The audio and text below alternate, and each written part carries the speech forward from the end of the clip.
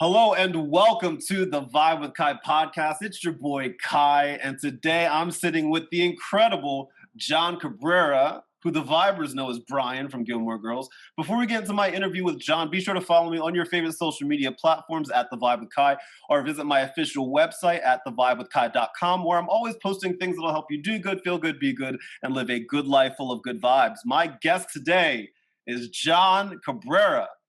John is an actor, screenwriter, director, best known for his work as Brian Fuller on Gilmore Girls. He has also appeared in many things throughout the Hollywood circuit, so much. He joins me today to talk about his professional life, fatherhood, and of course, a little show called Gilmore Girls. John, what's up, man? Welcome to the podcast. How are you, dude? I'm good. Thanks for having me. Absolutely. I'm so happy that you're here. I can sense it right now. All of my Gilmore Girl following, they're all so happy. My friend Jamie, I know you're gonna watch this. My friend Jamie McMillan is a huge fan of yours. She always has been. So on behalf of Jamie, hi, John. Well, hello there, Jamie. It's always good to learn about the Brian fandom. It's a very small very niche fandom. I love it. I'm still waiting for my Brian fan fiction to start appearing. It might already be out there, dude. You haven't scoured all of Reddit yet? It might be out there. There actually is. Well, I mean, there is one piece of fan fiction that someone sent me years ago that was just masterful. It was so well written. It was so funny. It was all about Brian's day, like going to the insurance office and it was just so, I mean, and didn't have any other characters from the show. And it was just only Brian, like leaving the whole Stars Hollow world to like go to this other world we never see in the show. I mean, it was great. I would 100% watch that show. That's the thing. I would watch it, and I would recap it. I'd recap every episode. I don't know where that thing is. It was sent many years ago. Yeah. Sent to me on Twitter many years ago, and now it's just lost to the internet. Right. If any of your fans can find it, send it to me. Find it. So you hear that? That fans, Gilmore Girls fans, find that Brian fan fiction. It is out there somewhere, and send it over. And don't cheat. No cheating. You can't rewrite it. Yes. I mean, or you could. Why not? Let's just get the best of both worlds here. Why not? Let's get the Brian fan fiction going. Brian, I just called you Brian. John, you are the father of a beautiful baby girl. Congratulations. Yes. Thank you very much. This is your first time dad, right? This is your first kid? That's my first child, yes. Yeah. What's it been like so far? Like first time dad raising a kid during a pandemic, just a little old pandemic. What's it been like so far?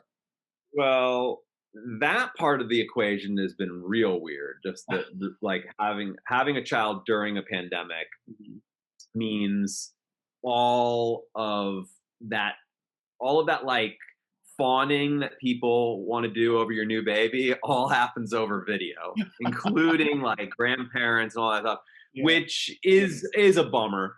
She started sleeping through the night at, I would say it like around end of month 1. Like the whole night. Yeah. Like most people are like, wait, what? Yeah. I mean, we put her to sleep at around 7 and she wakes up at around 6 every day, like 6 a.m., like 7 p.m., 6 a.m. I mean, just sleeps the whole night, doesn't cry. It's kind of a magical. That's a lot, because John, I cry once a night. I'll wake up just randomly at 2 a.m. and just cry. Like, oh, man, what am I doing with my life? I cry multiple times per night. No. Yeah, no. So that's been really, really nice because we've been able to get sleep, whereas we were like, I feel like before she was born, we just got loaded with all of the fears, all the things that we should be prepared are going to be, and in fact, most of them haven't really come true. Like, and one of them was like, the sleep deprivation is real. It's real, and like, I mean, it's been a little harder, but we've done pretty well with the sleep. I'm also a night owl, so Same. For the first month when there was a lot of stuff that had to happen during the night, we had a really good plan where I just slept till like 1 every day, and then I stayed up all night, and so she would get good sleep, and I would just be, changing diapers and doing the feeding at night, and then I would go to sleep at like 7 a.m., 8 a.m. sometimes, and then she would just take over. So it was like it was a good rhythm. And now, ever since she started sleeping through the night, it's been really amazing. And that's awesome, because that's complete, like, I guess opposite of what you hear sometimes from especially that's what I mean. I mean, there was just so many stories, just like, but one thing that I've learned is that you just can't prepare. Right. Like there's nothing anybody can really tell you, because your experience is so unique to you. And so we had loaded ourselves up with all of these things that we had to prepare for, and then we just realized like most of them we just threw them. I was gonna ask you if there was anything that you like learned that you weren't expecting to learn as like a new parent, that you were like, oh shit, my parents never told me that. Well, I mean, one thing you definitely realize is like, you realize how much intense love that you have for something, for someone that causes you to be weird. And then you realize how weird your parents were, and then you realize how much they loved you. Oh, you know what I mean? Like, so it's like you're pulling. You woke up today and decided to pull some heartstrings. Is what you did today. Well, I mean, like, in a nutshell, I mean, it's like, you get like neurotic and weird, and oh my god, like you're scared. Like you suddenly have to keep something alive that you just are desperately want to survive, and and you love so much, and then you start thinking about all of the things that all of the like the things that your parents sort of were like neurotic about and weird about and all of that, and then you realize like, oh, that was all coming from the same exact thing, and you just start to realize like how much you are your parent. And they look at you and they're like, I told you, this is why I was crazy when you were in middle school. This is exactly why. That's fun. Yeah, so I'd say that's probably one of them, but little things every day, and then like I said, there's like some things that like we were really majorly into this whole like, we wanted to get as much as we could secondhand before, because we're just really into like the zero waste movement, and like just feel like there's so much consumerism around, especially around babies. So we did all that, and even there, we also realized how much stuff we just didn't need. Right. Like things that we bought, like for example, like a baby pacifier sterilizer. Yeah. And my wife was like, this thing is huge. Do we really need this anymore? And I was like, I don't know. I mean, you were the one who really wanted it. Like the world tells us we need it. Like, do we need it? Yeah, I guess. And then she looks online and she's like, oh, you can sterilize them with boiling water. And then she was like, wait a second, before these things existed, that's what everybody did. Like, you know what I mean? Like, so there's also like a little bit like of learning how you have to really be careful how much you get sucked into you need these things for your baby. Right. When you were picking out baby names, how if you had a baby boy instead, how close would you have been to naming him Sebastian Bach? I want to know how close. I mean, worlds. I mean, galaxies close. Wouldn't happen. That's hilarious. See, a lot of people, they know you. Obviously, they know you from Gilmore Girls, right? Which we'll get to. But you've done a lot of stuff. Just. By the way, just a quick shout out to Sebastian, just because you mentioned it. Yeah. If you have not watched that guy's cameos, the cameos that he does, like when people like hire him to like say a special message and stuff. They're like masterpieces. I never checked them out. They are epic. I mean, I've only seen the ones that he posts occasionally on his Instagram, but they're work of art, like truly works of art. Yeah. They end up being in a textbook in like 50 years. When On just when like the aliens show up and that's the first thing that they they're say.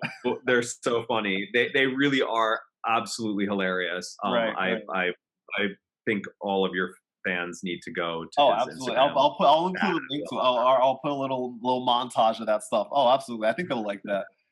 So you've done a lot of like just things, that people, Yeah. recognize you from and all of that. What is it as a actor, creator, writer, what has been the biggest challenge that you weren't expecting, as you navigate your way through Hollywood?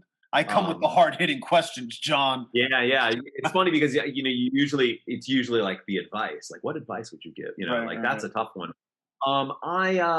I don't know if I would say there's anything that I like wouldn't expect. It's a Mhm. very difficult business. Yeah. One thing that I don't like, and it's been like a theme in my career has been always sort of trying to figure out ways around this, almost to the point where now, or actually really throughout my career, I've always wanted to try and um, figure out ways to actually push against it. And it's this like gatekeepers thing Mm, where you have these like people in power in the industry who get to say mm, who gets to whose voice gets to be heard, mhm. you know?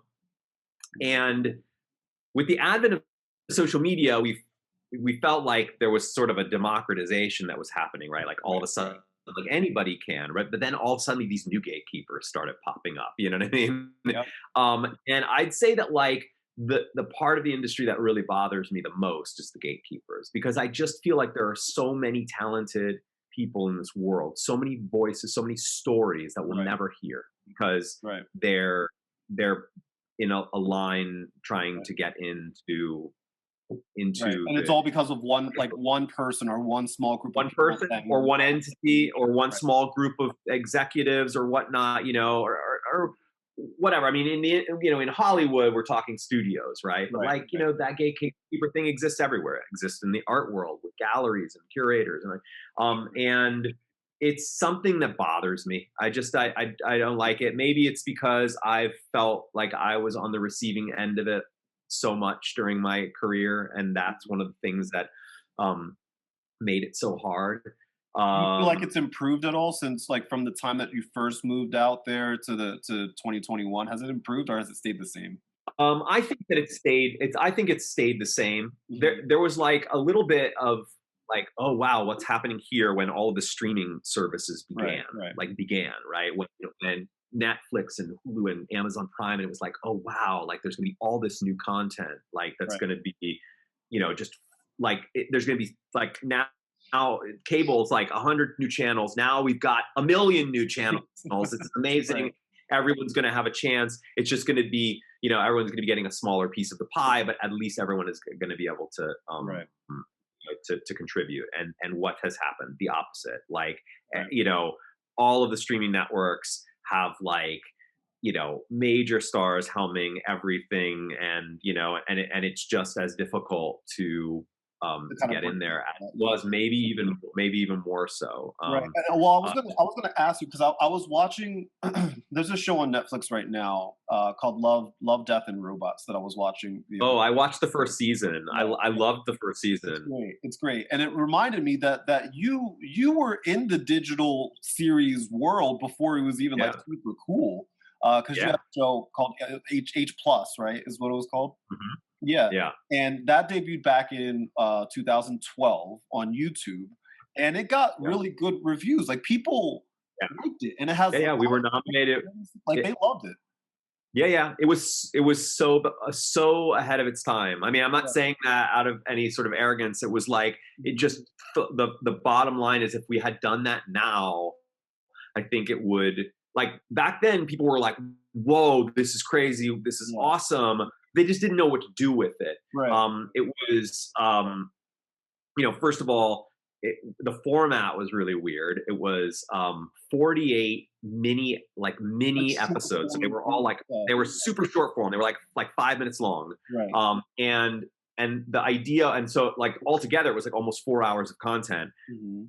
And the idea was that viewers of the show could actually create playlists out of those little pieces, and they could create their own narrative experience, Right. which was really cool, and people got really into it. But it didn't really fit the Warner Brothers format for distribution. They didn't really know, like, like they wanted to distribute it like a television show. This was before really like the whole idea of binge watching was even a Right, right. thing. And so it was like they were releasing the episodes like one per week or two per week, and it was like they were like 5 minutes long. People were like, wait a second, like I have to wait a whole week for like 5 minutes of Right. content. I mean, it looks amazing and it's a really cool narrative, but like, and then it was like, wait, so you want me to piece these things together, but I have to wait for 5 months before all of them are even Right, out for right. me to do that? It's funny because we talk about it as if this was 1970s. This was 9 years ago, but the Yeah. world has changed so much Oh, drastically. in that short time, even in the past year and a half, 2 years. And now you got even, big studios like Marvel Studios that are like doing TV shows now, and Yeah. you have a lot of like even Love, Death and Robots, like that is short form animation. So like I mean those are 10, 15 minutes long, per episode. And to your point, you were saying this earlier, I feel like as I was thinking about your show, I was thinking, man, this show would have done so well today. Yeah. And I want, like, are they ever gonna greenlight like another either version of Well, this or like a season 2 or something? Well, we were hired to write a season 2, and we wrote a season 2. But this is sort of another part of the industry. This might actually be the part that I wasn't that I was surprised by. That was really challenging, and that is something that you wouldn't really think about, but it makes total sense. That when you work on a project at a studio, you're working with a group of people there at that studio, right? Like the artists, the writers, right? They come to a Warner Brothers or a Sony or Paramount with a project, but Paramount has its own group of folks that are going to be there with you on the project, executives and creatives there that are hired at Paramount, and they become just as invested in the project as you do. It becomes their baby as much as it is yours, and they work with you. And for years, we were building that project, right? Right. And then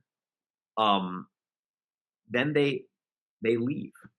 They go to another part of the studio. They get another job at another studio, and so then they're like, okay, well, we're going to greenlight another, or we're gonna hire you to write a season 2 of this, right? So you write a season 2, but all of those people who were the champions of yours they're not there anymore. There's a whole new guard that have come in, Right.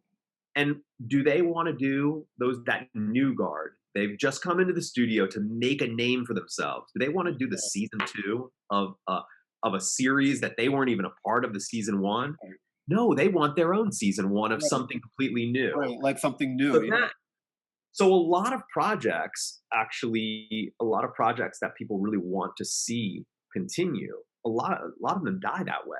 Right. That's Because something to think about because like the reviews for your show were really good. Like even to this day, like if you look at the reviews, not just from the critics, but from just people, just general public, yeah, people really like it. people are still watching it. Right. It's really cool. I mean, it's nice, and it feels nice to have created something that that had an impact. I wish that we could have continued to tell the story, but Right. as I said, I mean, we wrote it, but there was just nobody there at the studio who cared enough about it as that first group of studio folks who they all left. They all went to different jobs. They all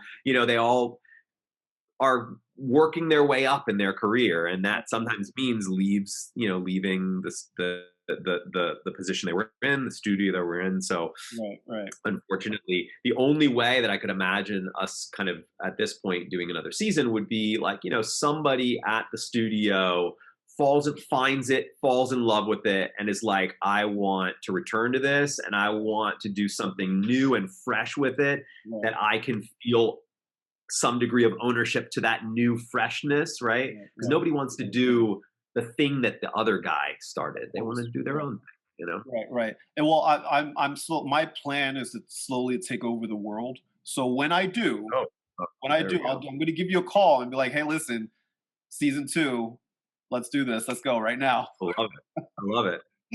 I'm all in, Now, all for it. speaking of things that have a long lasting legacy, Gilmore Girls. He Did you sure see the does. segue? Did you see the segue? Did you see I that? saw that. I saw it coming.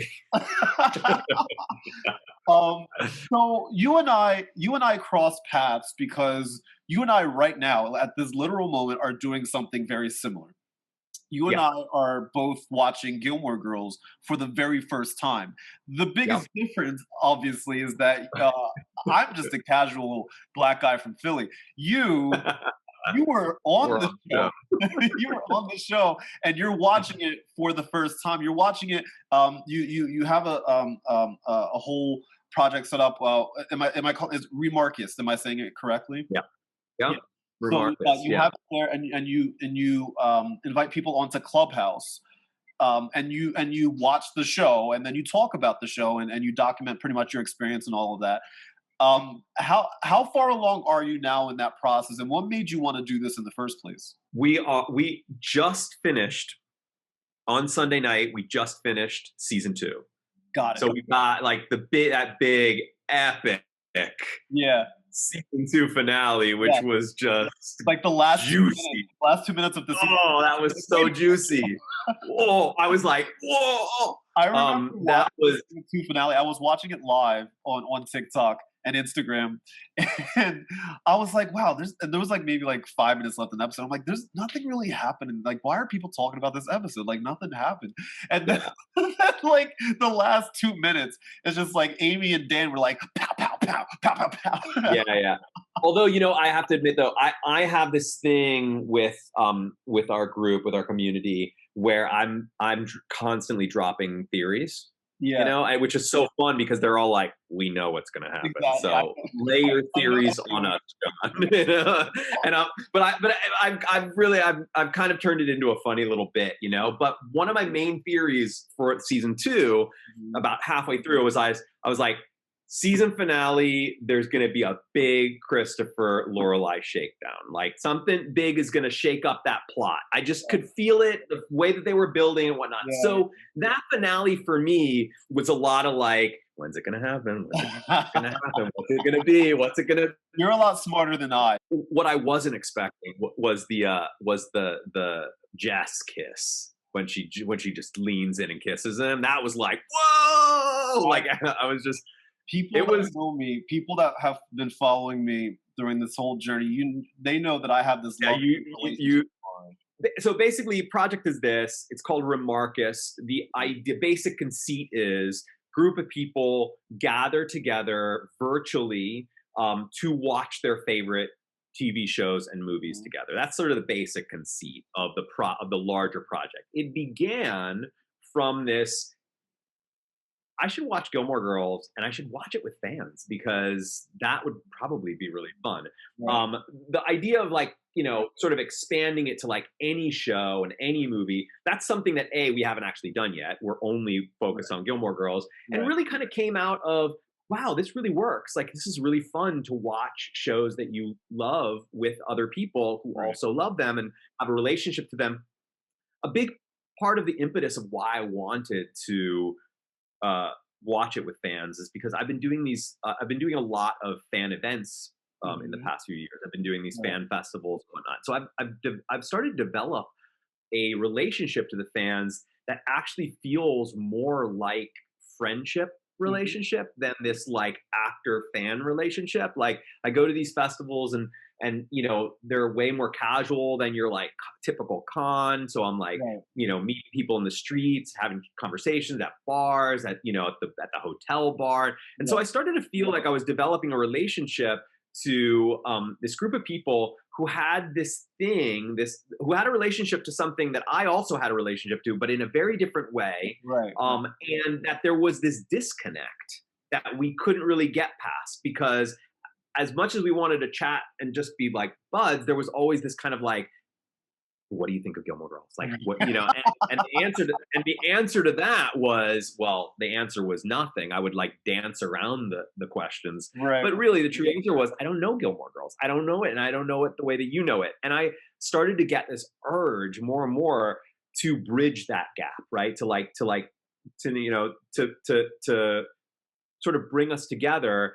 And I thought, I've been away from the show for now 15 years.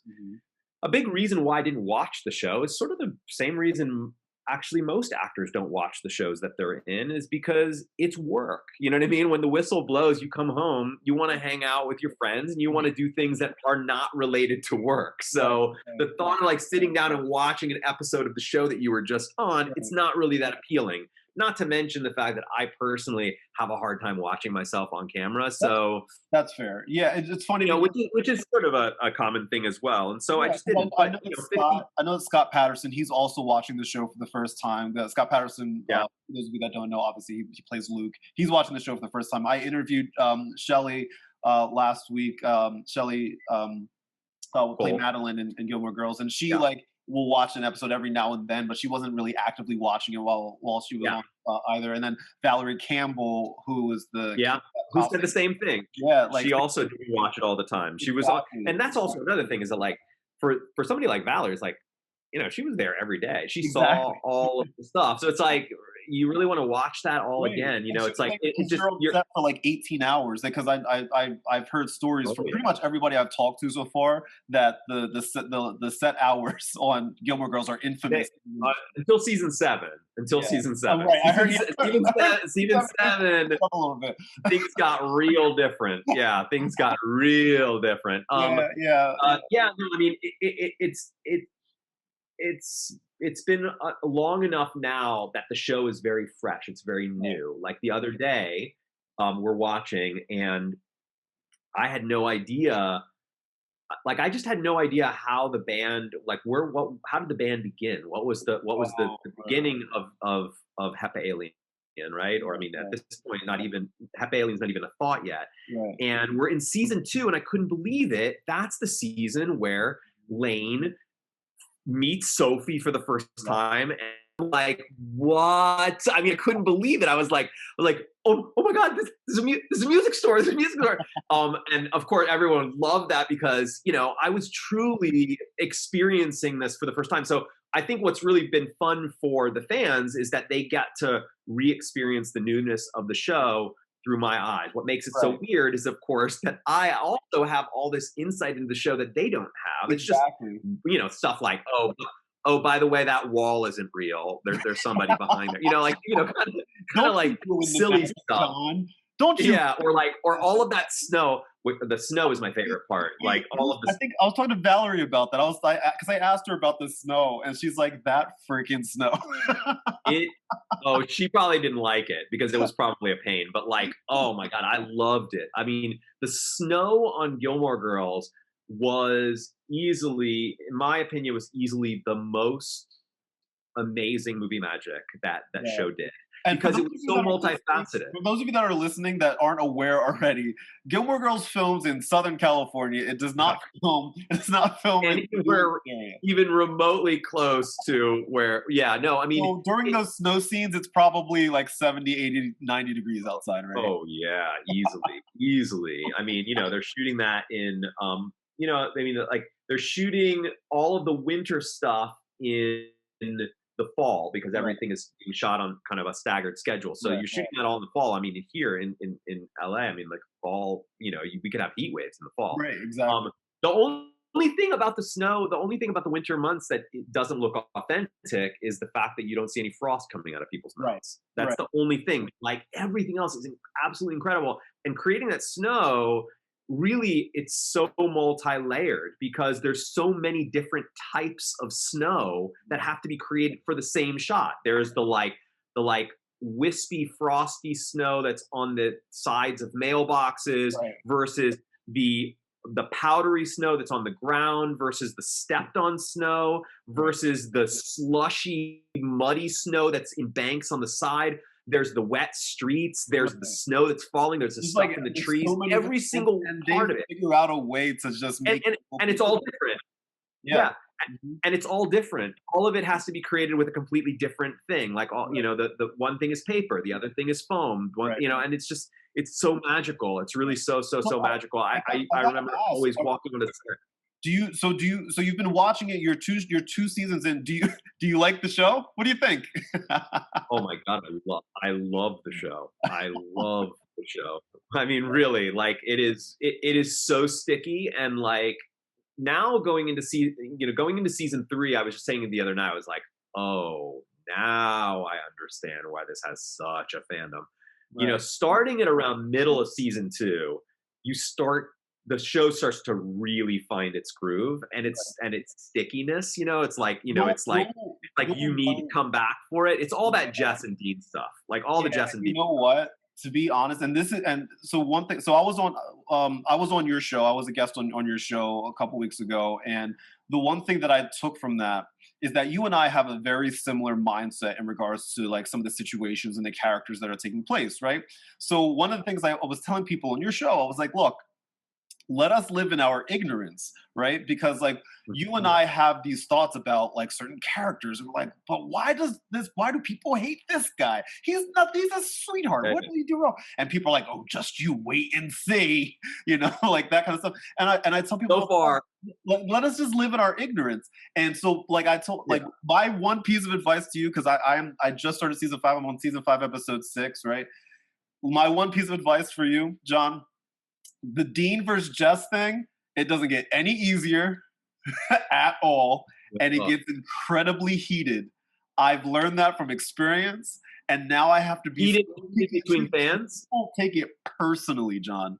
Personally. Oh, heated between That's fans. Okay. Yeah, yeah, I mean, so that's been one thing that I mean, our community is so dope. They're right, such a great, and I mean, right, just in general, the Gilmore Girls community is just, the fandom is just, yeah, it's such a respectful and considerate and generous mm, fandom. I mean, we have this whole system where we have what's called the couch, which is this area yeah, in the clubhouse room where people, like about 15 of us, can chat during the episode. People will get there, and if they know that there's somebody who really cares about the storyline, but they didn't get up on the couch, they'll be like, "Hey, John, I'm going to give up my spot on the couch for blah blah blah, who I know is in the audience and really wanted to be up there." So you just see like all of this really amazing generous stuff. So as of right now, it hasn't gotten heated in good. any way that Yeah. like that 99% I of the feel is fandom sort is of great, by the way. 99.9% of the fandom they're going to on point, and it's going to continue that way. But I promise you, there's going to be that 1%, that is going good. to be like at your throat as soon as you say what quote team you're on. I hope you're ready. Well, I you know hope what? you're Well, ready. you know what team I'm on right now, right? I I do mean, and that's just I'm Team Dean. the And same. look, here's the thing: is that I came into this show expecting that I was going to be Team Jess. I have a Team Jess sweatshirt, which like the fan festival asked me like, "Hey, would you like a team?" And I was like, "Yeah, I may as well have one of those team sweatshirts. I'll take Right. Jess. He seems like the coolest, right?" Because that's sort of what I thought. I was like, Yeah. he seems like the coolest, so I'm gonna get the one from the coolest. I'm gonna be on the coolest team, right? But then watching the show, there's just so much more to it than Yeah. that. And while I totally see all of the flaws in the Dean character, Mm, I relate more to the Dean character. same, I same. relate more to his struggle and all that. And I get it that there are the people who love Jess, I find also relate to him. I Yeah. can't relate to him because he's just not a person that I would have ever really, ran in circles with, Mm, in social circles with, and I find a lot of his behavior at this point. I mean, I'm only in season 2, or we're going to season 3. At this point, I find his behavior to be punkish and not yeah. cool, And what's and funny is that antagonistic. what's funny is that for you and I, it's different because we are males, right? And Right.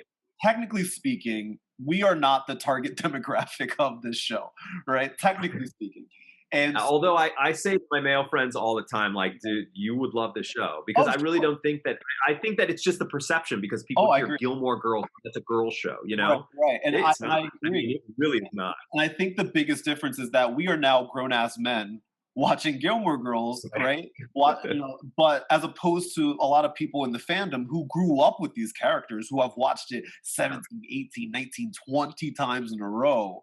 Like I guess the perspectives are a little bit different. And the really cool thing is that I think I read that you when you signed on for Gilmore Girls, you were expecting to be on one episode. And then it turned out that you were, I don't know if you know this or not, you were in more than one episode, John. Yeah, I was 37 episodes. What did it feel like? If you don't count the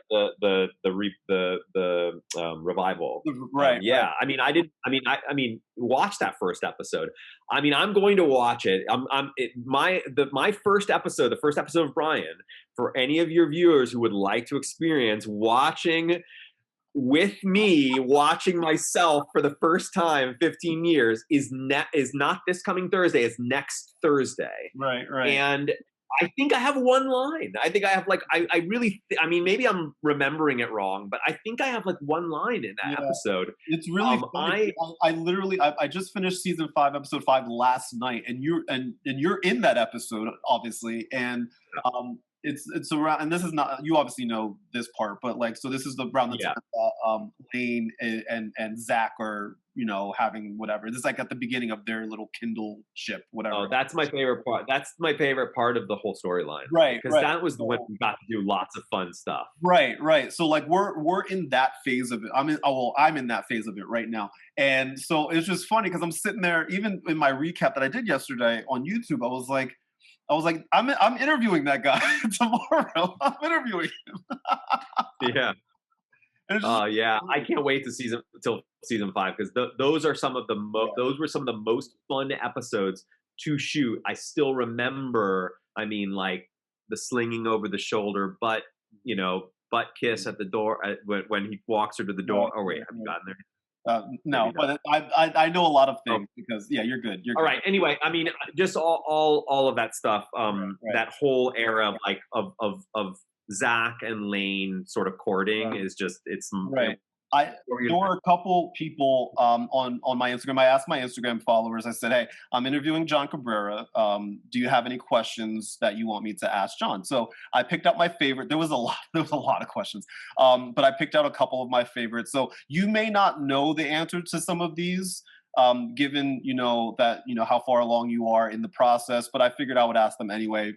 For the people, you got to do it for the people. Yeah. Of course, I love the people. Was it a drastic change? This is from Heather. Was it a drastic change on set going from Adam Brody to Sebastian Bach? Ooh, that's a good question. Well, okay. Let's talk about it really from the perspective of an actor who, as I just said, didn't even think he was going to be past that first episode that we were in. Right? I really truly didn't think that the storyline was going to go. And by the end of that third season, season 3, for our first season, we were convinced that, I was convinced, and I probably think that Todd probably felt the same way, that, our storyline really hinged on Adam Brody, right? Adam Brody was the reason we were there. Adam Brody was clearly a plot device, or his character was a plot device for the Lane character. And we were sort of filler. We were background to that storyline, right? And so when we learned that he was leaving the show, and I think we learned that during the hiatus, right?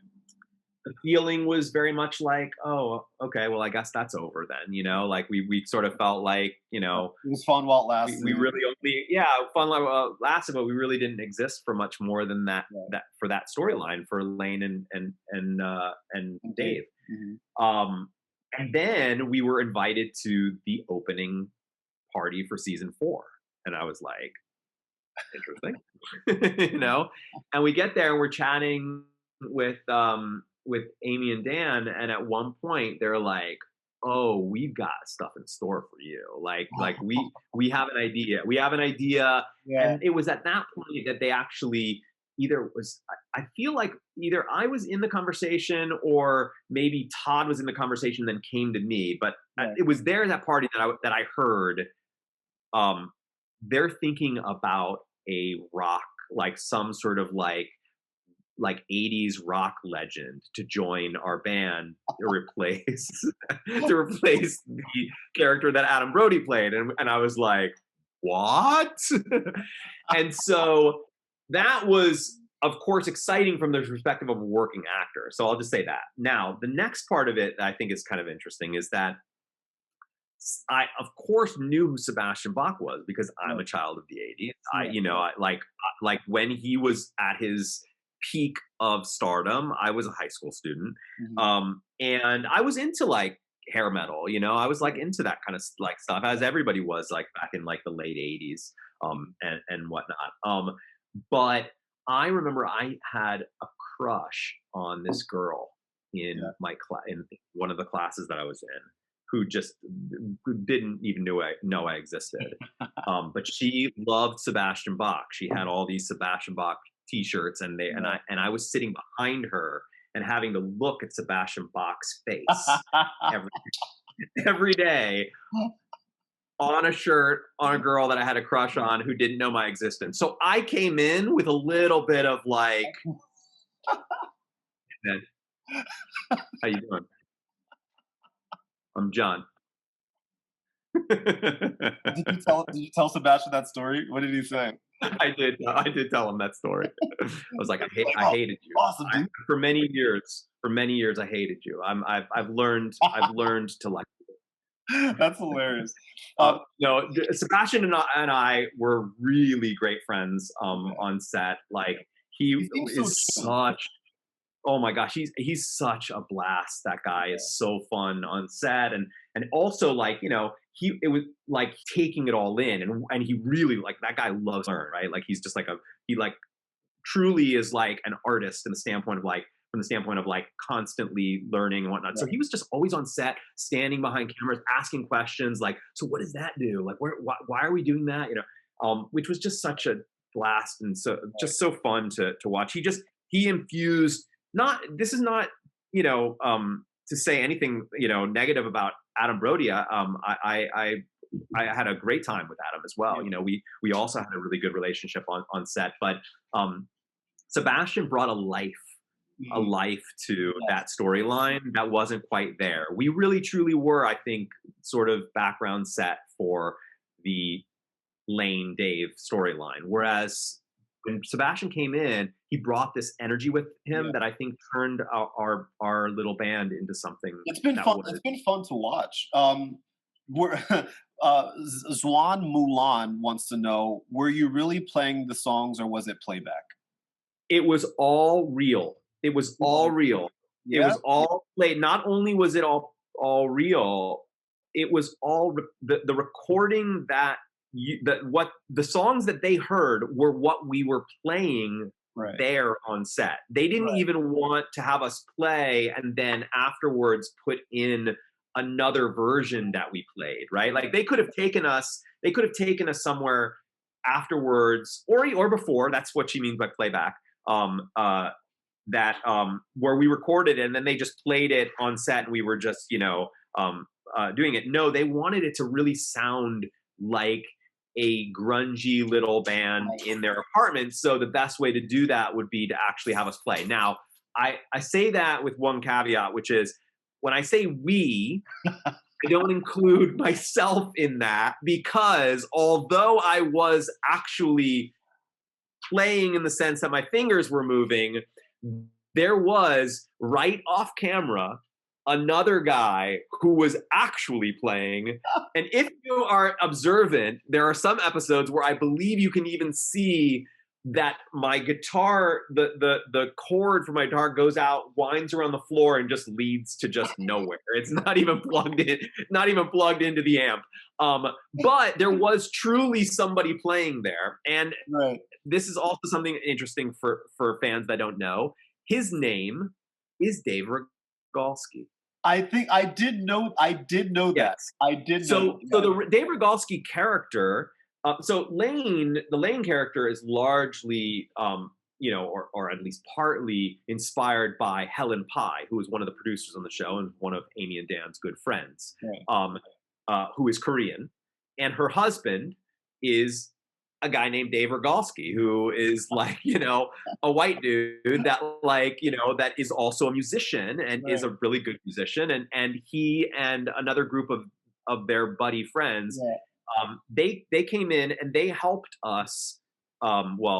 Me and Sebastian, the only two that actually couldn't play our instruments, they helped us learn the actual frets, like the fingering on the guitar. We had to learn that because we had to make it look like we were actually playing.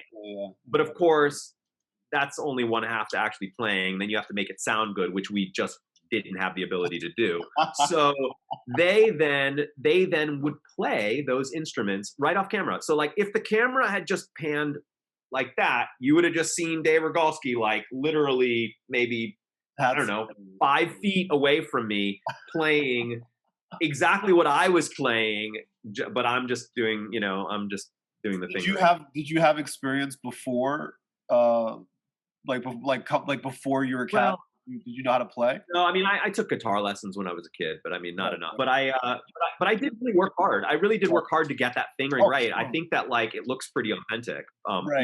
Everything that you're seeing is actually the notes that I'm playing. It's just it wouldn't sound good because I'm not hitting them hard enough and whatnot. If this is from Sarah, if you could write as a writer, if you could write an episode of Gilmore Girls, what would it be about? The other night, I was actually joking a bit. I said, if I didn't know what was coming, so I'm going to pretend like I do not know what happens in season 3 in regards to the Lane storyline. I would have assumed that the writers were going to write something a little bit bigger between Lane and Sophie. I would have expected a sort of like Mr. Miyagi, a Yoda style mentor, Lane being like this, diamond in the rough. That's where I thought it was headed, to be honest. Yeah, right. Like this sort of diamond in the rough that like, this like young Padawan who like, like really wants to learn, grumpy mentor who's like, I'm not teaching you. You're not ready. And so I was actually joking with the group. I was like, so I'm convinced that in season 3, Sophie is like, she keeps asking her. And finally Sophie's like, okay, you want to learn drums? Let's learn drums, Of course, knowing that doesn't happen because I'm in season 3 and I know that doesn't happen. However, hey, if I were to have been in the writer's room, I would have suggested that plot line. That's hilarious. I can already see the montage that happens because of that. Yeah. That's amazing. I'm so happy that we got to like sit and chat. My last question for you is this: I heard you're a Losty. Is that true?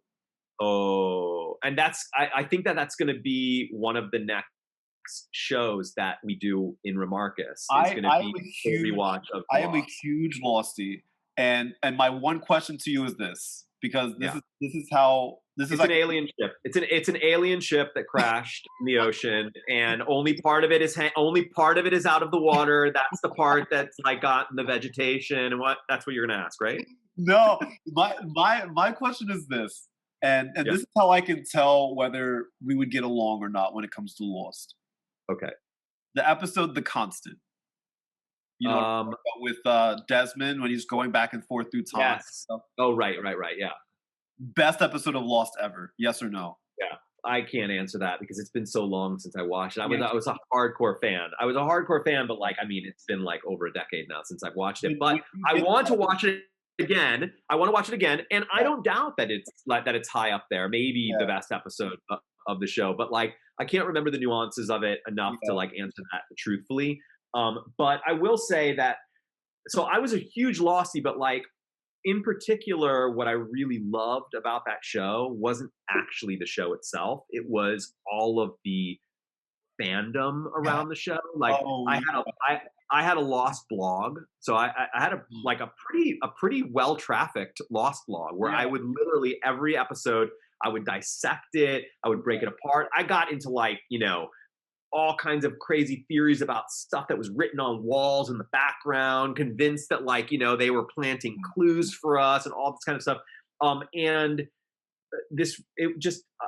similar to what's going on now with Remarkist, just this really amazing community formed Yeah. around this story. I was just in a clubhouse room earlier today that one of my really good friends, Ivana De Maria, who also has a project. She's the founder of a story platform called Story Plays, Mhm. and she said it so well. She said that like stories are so powerful that people who don't even know each other can develop extremely close relationships to one another through a story. Yes, And that's what we're seeing. That's what we see with Gilmore Girls, right? I absolutely. mean, these Remarkist rooms that I'm doing, we do them for, we watch the episode for 45 minutes, then we talk for 45 minutes, and then I typically leave the room.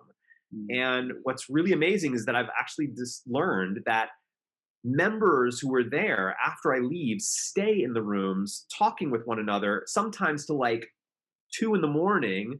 And these are people who didn't know each other Yeah, before this. Only a month we've been working on this project, right? yeah, And it's just story is so powerful. It's so powerful. It's such a powerful tool for good. Obviously, can be used for bad as well, right? But it's most just this things. Yeah, thing. it's connecting people, and I feel like over the past, the year that we've all had, it's really great to know that there are these niche communities that are so strongly bonded with each other over art, over TV and movies and film and music. Like it's beautiful to watch, and I love every second. If you could say one thing to the Gilmore Girl community right now, what would you say? I would say thank you. Uh, I would say thank you because I mean that's how I'm feeling right now. I'm feeling really grateful for this community. As I'm watching the show, watching it with folks who have such a deep love for something that I'm watching for the first time, and because of it, I'm getting insight into it that I wouldn't have gotten alone. Thank you for your dedication to a show that I was on 15 years ago that still has relevance in my life. You know, uh, I'm just really grateful for this fandom. Yeah, man, and I'm grateful for you. Thank you so much for sitting down with me. This cannot be the last time that we No, talk, number one. not at all. I mean, we've got we should I should come back on when I'm a little Yeah, deeper in, and I can tell you like yeah, give you some bigger thoughts on some of all this stuff. yes, no, yeah, no, The show, you're Team definitely coming Jess, back. Team I'm coming Dean. back. I'm coming back to your show for sure. Because I want to see.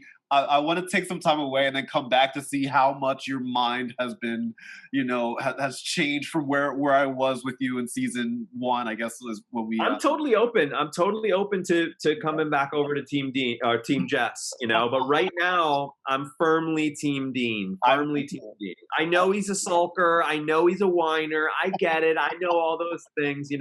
But I love it, man. I love it, and yes, shout out to the Gilmore Girl community. They welcomed this outsider with open arms, and it's been such an incredible experience. And as a result, I get to sit and talk with you, talk with Valerie, talk with Shelly, and then on Saturday I'm talking with Rini. oh, AKA, nice. yeah, so we'll be talking I'm sorry, on Sunday. Her and I will be talking, and so like this is like it's just really cool. It's really really cool Right. just to be a part of this community and to have everybody just kind of welcome me as if I was just some like random like as if I've been a part of it for this long, for as long as it's Yeah. been. I mean, Yeah, man. No, I thank you you so are, much you for. are a part of it now. Yeah, I know, which is so weird to think about. It's so weird. And after we're done recording, I got to tell you something, which is going to blow your mind. But but with that said, thank you, John, for hanging out with me. Everybody else, if you enjoyed this interview, please be sure to follow me on your favorite social media platforms at The Vibe with Kai, where I'm always posting things that help you do good, feel good, be good, and live a good life full of good vibes. If you want to follow along with John as he's watching through his journey, can they visit? Is it remarkist.com? Is that where they should go for more info? Remarkist.com. Yep. That'll give you every link, everything that you need to get up to speed and join us for these watches. Absolutely. I'm going to put it down on the bottom. I'm also going to put it up in the show notes. That way you can easily click on it and go visit and join along with John as he watches along with the Gilmore Girl community. And then you can also visit my website, thevibewithkai.com. My friends, thank you so much for watching and listening today. As always, God bless and good vibes.